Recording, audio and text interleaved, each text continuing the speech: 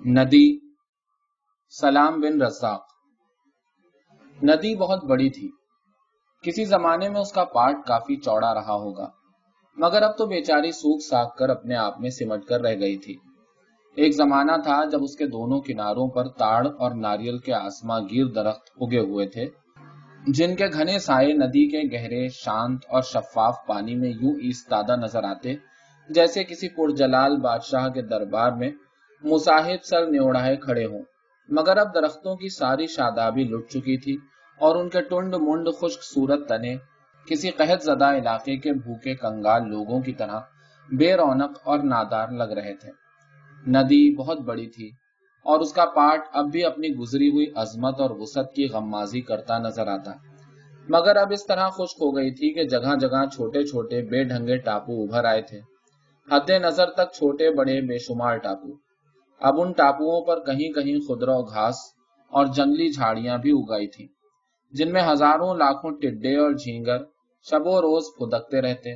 घास के नीचे कीचड़ में लाखों कीड़े रेंगते कुलबुलाते रहते, और जब दोपहर की तपा देने वाली धूप में कम कम गदला बदबूदार पानी तपने लगता, तो नदी की मछलियां इस तरह इधर उधर मुंह छुपाती फिरती जैसे किसी पर्दादार घराने की बहू बेटियां भरे बाजार में बेनकाब कर दी गई हों।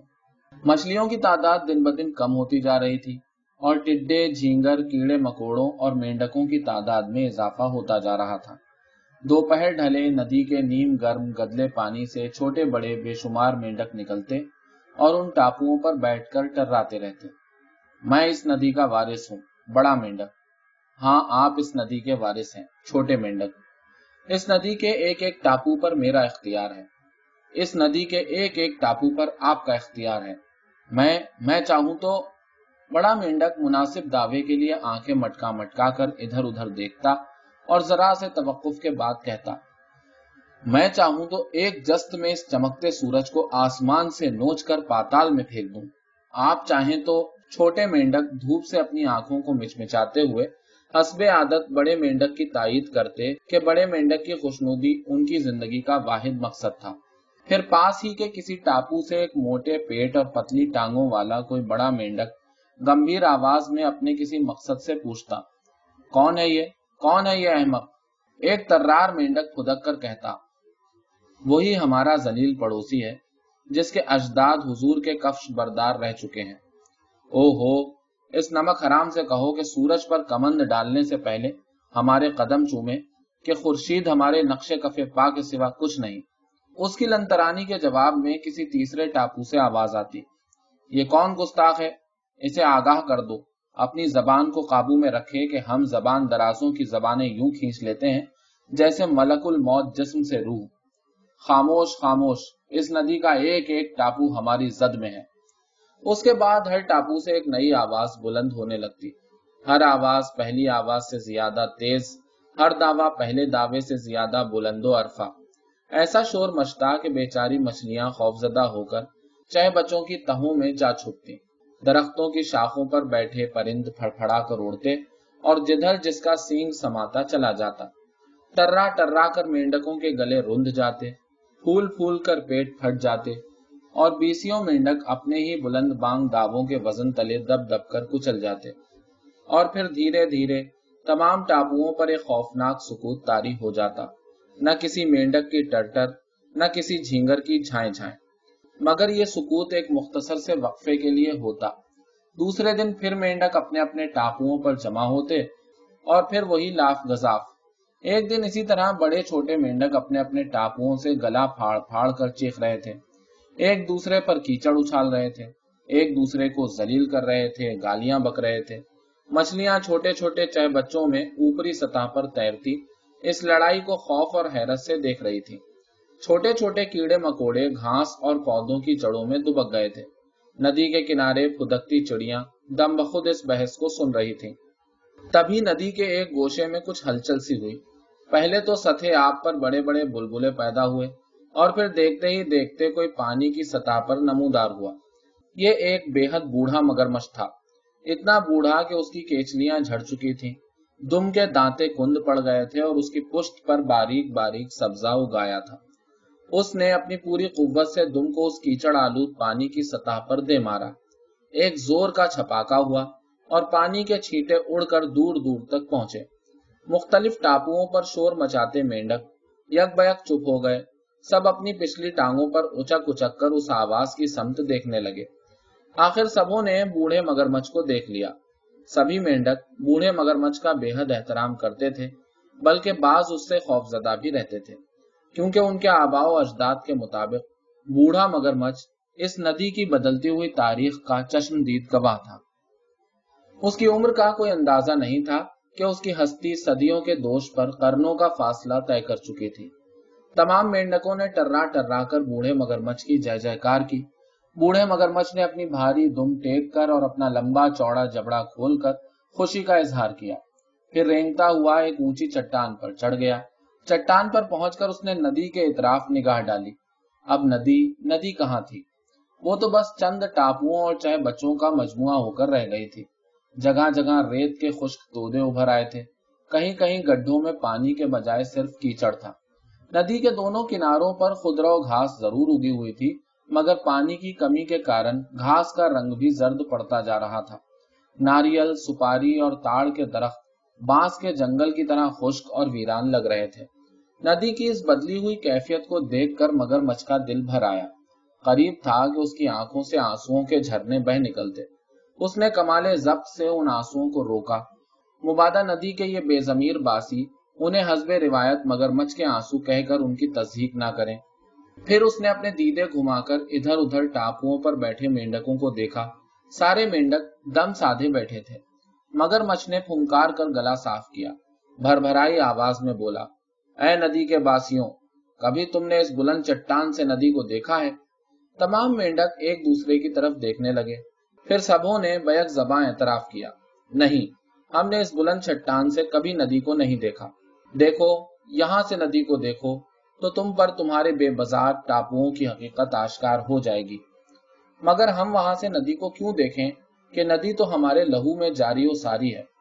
पूरियां हकीकतों को सीमाबी लफ्जों का लिबास न पहनाओ कि अल्फाज जज्बे के इजहार का बहुत अदना जरिया है। खुद तसल्ली आर्जी इत्मीनान की सबील जरूर है, मगर यही इत्मीनान मुकम्मल तबाही का पहला बिगुल भी है। तभी एक कोने से एक पस्ता कद जर्द फाम मेंढक ने टर्रा कर कहा, मैं देख सकता हूँ, बुलंदी से मैं नदी का नजारा कर सकता हूँ। तमाम मेंढक उस जर्द फाम मेंढक की तरफ मुड़े। वो 15-20 मेंढकों के कांधों पर चढ़ा, सीना फुलाए, निहायत हिकारत से उनकी तरफ देख रहा था।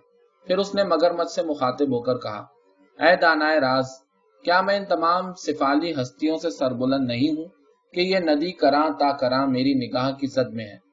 अभी उसके अल्फाज फिजा में गूंज ही रहे थे कि मेंढकों का एहराम लर्जा और एक दूसरे के कांधों पर चढ़े हुए मेंढक धप धप नीचे लुढ़क गए। 2-4 कमजोर मेंढकों की तो आंतें निकल आईं। बाज वहीं ढेर हो गए। इर्द गिर्द के टापुओं के मेंढक बेतहाशा कहकहे लगाने लगे। हंसी, कहकहे, फिक्रेबाजी और शोरो गौगा से थोड़ी देर तक कान पड़ी आवाज सुनाई नहीं दी। आखिर मगरमच्छ को मुदाखलत करनी पड़ी। खामोश, खामोश है नदी के बासियों, खामोश। ये जाए मुसर्रत नहीं, मकाम इबरत है कि तुम्हारी छोटी छोटी नफरतों ने तुम्हारे कद घटा दिए हैं और तुम सब अपनी ही लाशों पर कहकहे लगाने के लिए जिंदा हो। ऐ साहिब अक्लो दानिश, क्या हमें अपने दुश्मन की मात पर खुश होने का हक नहीं? ये फितने हराम अरसा दराज से दूसरों के कांधों पर चढ़कर हमें धमकाता रहता था। दुश्मन? मगरमच्छ ने एक गहरी सांस खींची। तुम नहीं जानते कि बाज औकात दुश्मनी भी तुम्हारे जरूफ का पैमाना बन जाती है। आंखें खोल कर देखो, मरने वाले की सूरत में तुम्हें अपनी सूरत दिखाई देगी। कान खोल कर सुनो, उसकी आवाज में तुम्हें अपनी आवाज सुनाई देगी। दुश्मन की शनाख्त मुश्किल है, इसलिए कि दोस्त की शनाख्त मुश्किल है। ऐ मुदब्बिर वक्त, तू ही हमें कोई तदबीर बता कि हमारे दिल नफरतों के गुबार से धुल जाए और हमारे सीने मोहब्बतों के नूर से मामूर हो जाएं। तुझे हम अक्लो फहम का पुतला और तजर्बात का मुरक्का जानते हैं। अगर माहौल साजगार न हो तो तदब्बुर तस्हीक का निशाना और तजर्बा तोहमत का बहाना बन जाता है। याद रखो, घूरे पर कभी गुलाब नहीं खिलते। तुमने नफरत बोई थी, नफरत ही काटोगे। मगर तेरे सिवा कौन हमारी रहनुमाई कर सकता है कि हम बिल-इत्तिफाक राय तुझे अपना मुरब्बी समझते हैं। एक चित कपड़ा मेंढक खुदक कर मगरमच्छ के करीब होता हुआ मक्खन चुपड़े लहजे में बोला, और फिर इस अंदाज से चारों तरफ दीदे घुमाए जैसे अपने हम जलीसों से कह रहा हो, मेरा कांटा कभी भूले से न पानी मांगे। बूढ़ा मगरमच्छ उस चालाक मेंढक की नीयत भांप गया, एक निगाहें गलत अंदाज उस पर डाली और फिर दूसरे मेंढकों से मुखातिब हुआ। मुरब्बी एक ऐसे बदतीनत शख्स को कहते हैं जो जेर दस्तों की दस्तगीरी महज इसलिए करता है कि वो ताहयात उसकी गुलामी का दम भरते रहें। मगरमच्छ के इस करारे जवाब ने मुख्तलिफ टापुओं में एक गुलगुला डाल दिया। देर तक मेंढक टर्राते और कहकहे लगाते रहे और वो चितकबरा मेंढक गुस्से और निदामत से पेचोताप खाने लगा। जब शोर जरा कम हुआ तो चितकबरा मेंढक हवा में कलाबाजी खाता हुआ चीखा, अना, ऐ नासा मेहरबान, तेरी तल्ख नवाई ने मेरी अना को लहू लुहान कर दिया है। अपनी अना की हिफाजत मेरी जिंदगी का मकसद आला है। मैं तलवार का घाव सह सकता हूँ, अपनी अना पर जर्ब नहीं सह सकता। अना?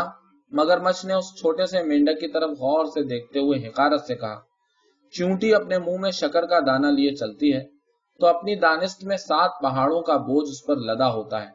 तुम अपनी 1.5 इंच की अनानियत को आखिर इस कदर अहमियत क्यों देते हो जो पानी के एक रेले से बह जाती है, हवा के एक मामूली झोंके से उड़ जाती है। जब तक तुम्हारी अनानियत तुम्हारे वजूद का हिस्सा नहीं बनती, वो छिपकली की कटी दुम की मानिंद बेहकीकत और हकीर है। तुम्हारी मुश्किल यह है कि तुम सब छोटे छोटे जजीरों में बटे हो और हर कोई अपने जजीरे को कुर्रे अर्ज के बराबर समझता है। मगरमच्छ का ये वार बहुत साफ और तीखा था। शदीद तकलीफ से उनके लहू में गिरहें पड़ गईं। उन्होंने एक दूसरे की तरफ देखा। गुस्से, जिल्लत और निदामत ने उनकी अजीब कैफियत कर दी थी। उन्हें लग रहा था कोई उन्हें रस्सी की तरह बंटता जा रहा है, मगर वो क्या कर सकते थे कि उनके पास न सांप का सा फन था, न बिच्छू का सा डंक। अलबत्ता वो चीख सकते थे कि अब उनकी चीख ही उनके वजूद की गवाही बन सकती थी। लिहाजा एक लम्हे की खामोशी के बाद वो बैक जबान टर्राने लगे, अपनी हस्ती की इंतहाई बुनियादों से टर्राने लगे। मगरमच्छ ज़ब्त व तहम्मुल से उनकी टर्राहट सुनता रहा और खामोशी से उनके गलों की फूलती पिचकती झिल्लियों को देखता रहा। जब टर्राते टर्राते उनकी गर्दनों की झिल्लियां लटक गईं, पेट पिचक गए, तब मगरमच्छ ने आहिस्ता से गर्दन उठाई, यहां से वहां तक बिखरे हुए मेंढकों पर एक मुतासिफाना निगाह डाली। छोटे बड़े, नीले पीले, काले सफेद, दुबले पतले, मोटे तगड़े, सारे के सारे मेंढक मुंह खोले, गर्दनें डाले, गहरी गहरी सांसें ले रहे थे। अब उनकी आखिरी चीख भी उनके सीने की लहद में सो चुकी थी।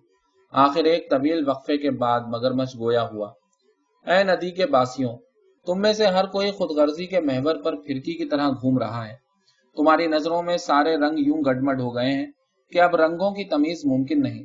लिहाजा अब मेरे पास तुम सबके लिए एक सफाक दुआ के सिवा कुछ नहीं है। मैं दुआ मांगता हूँ, दुआ के इख्तिताम पर बाआवाज़े बुलंद आमीन कहना। यही तुम्हारी निजात का आखिरी हीला है। मेंढकों ने मगरमच्छ की बात का कोई जवाब नहीं दिया, बस अपने किरची किरची वजूद के साथ टुकुर टुकुर उसे घूरते रहे। अब उजाले के पर सिमटने लगे थे। सूरज एक कीकर के 2 शाखे में फंसा फड़फड़ा रहा था।